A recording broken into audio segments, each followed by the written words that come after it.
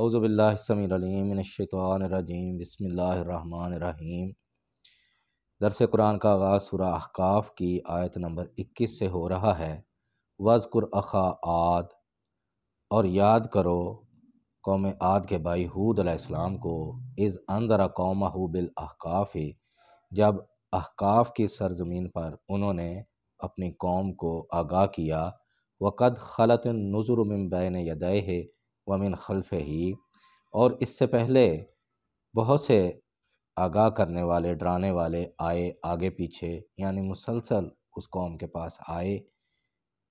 اللہ تعبدو الا اللہ، اور انہوں نے یہی پیغام پہنچایا کہ اللہ کے سوا کسی کی عبادت نہ کرو۔ انی اخاف علیکم عذاب یوم عظیم، بے شک میں ایک بڑے دن کے عذاب سے ڈرتا ہوں تمہارے بارے میں۔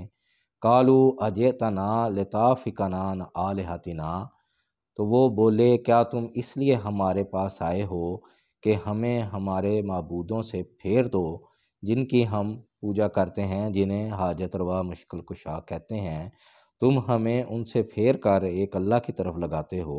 فاتنا بما تعدنا ان کنت من الصادقین، پس اگر تم اپنے اس دعویٰ میں سچے ہو تو جس عذاب کا وعدہ کرتے ہو وہ لے کر آؤ۔ قال انما العلم عند اللہ، پیغمبر علیہ السلام نے فرمایا کہ بے شک اس کا علم اللہ کے پاس ہے کہ وہ کب آنا ہے۔ وَأُبَلِّغُكُم مَّا أُرْسِلْتُ بِهِ، اور جو پیغام میں دے کر بھیجا گیا ہوں وہ تم تک پہنچا دیا ہے۔ وَلَٰكِنِّي أَرَاكُمْ قَوْمًا تَجْهَلُونَ، اور لیکن میں دیکھتا ہوں کہ تم ایک جاہل قوم ہو۔ فَلَمَّا رَأَوْهُ عَارِضًا مُسْتَقْبِلَ أَوْدِيَتِهِمْ، پس جب انہوں نے بادلوں کو دیکھا کہ ان کے میدانوں کی طرف آ رہے ہیں، قالوا ھذا عارض ممطرنا، تو پس انہوں نے کہا کہ یہ بادل ہیں یہ جو ہم پر برسیں گے، ہمیں بارش دیں گے، یعنی وہ بہت خوش ہوئے۔ بل ہوا مستعجلتم بہ، بلکہ وہ تو عذاب تھا جس کی وہ جلدی کر رہے تھے۔ ریح فیہا عذاب علیم، ایسی آندھی جس کے اندر دردناک عذاب تھا۔ تدمر کل شیء بامر ربہا، جو اپنے رب کے حکم سے ہر شے کو تباہ کیے دیتی تھی۔ فاصبحوا لا یری الا مساکنہم، تو پس ان کے گھروں کے علاوہ وہاں کچھ نظر ہی نہ آیا۔ کذالک نجزی القوم المجرمین، تو مجرم قوم کو ہم ایسی ہی سزا دیا کرتے ہیں۔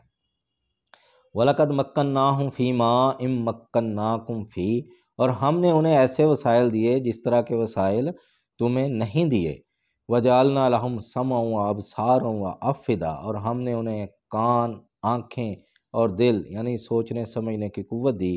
فَمَا أَغْنَىٰ عَنْهُمْ سَمْعُهُمْ وَلَا أَبْصَارُهُمْ وَلَا أَفْئِدَتُهُمْ مِنْ شَيْءٍ، لیکن انہوں نے کان، آنکھوں اور اپنے دل یعنی سوچ سمجھ سے کچھ بھی فائدہ نہ اٹھایا۔ اذ کانوا یجحدون بآیات اللہ، جب انہوں نے اللہ کی آیات کا انکار کیا۔ وحاق بہم ما کانوا بہ یستہزئون، اور جس چیز کا یعنی عذاب کا وہ مذاق اڑایا کرتے تھے اس نے ان کو آ گھیرا۔ وَلَقَدْ أَهْلَكْنَا مَا حَوْلَكُم مِّنَ الْقُرَىٰ وَصَرَّفْنَا الْآيَاتِ لَعَلَّهُمْ يَرْجِعُونَ، اور ہم تمہارے ارد گرد کی تمام بستیوں کو ہلاک کر دیا اور بار بار پھیر پھیر کر اپنی نشانیاں بھیجیں تاکہ وہ رجوع کریں۔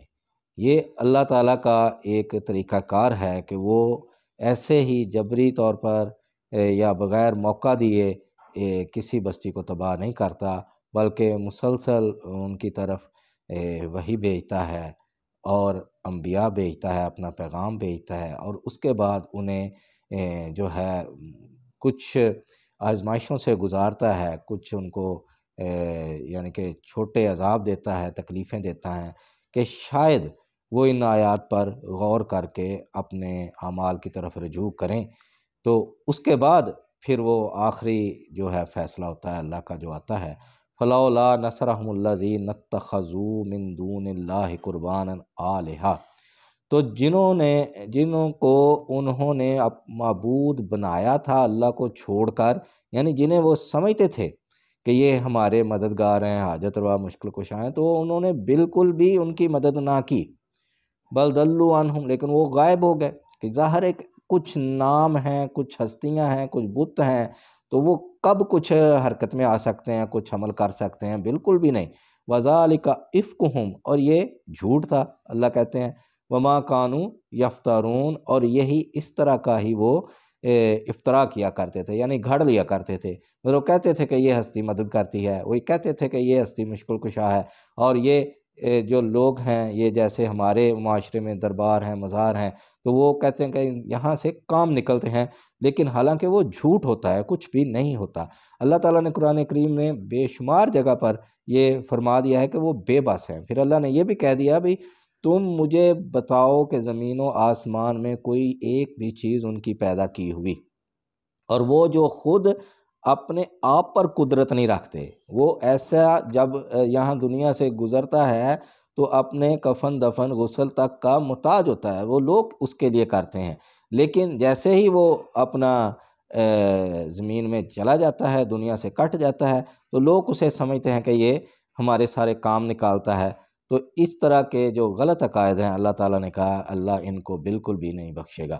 تو اس لیے قرآن کریم ہر طرح سے جو ہے اپنے دلائل دیتا ہے، اور ہر طرح کی نشانیاں بیان کرتا ہے کہ لوگ صرف ایک اللہ کو ہی حاجت روا، مشکل کشا، فریاد رس مانیں، اور اسی کے آگے اپنے التجائے کریں، اسی کا نام لیں، اسی کی عبادت کریں، تاکہ دنیا اور آخرت میں یہ کامیاب ہوں۔ تو اللہ سے دعا ہے ہمیں قرآن پڑھنے کی، سمجھنے کی، اور دوسروں تک پہنچانے کی ہمت توفیق عطا فرمائے۔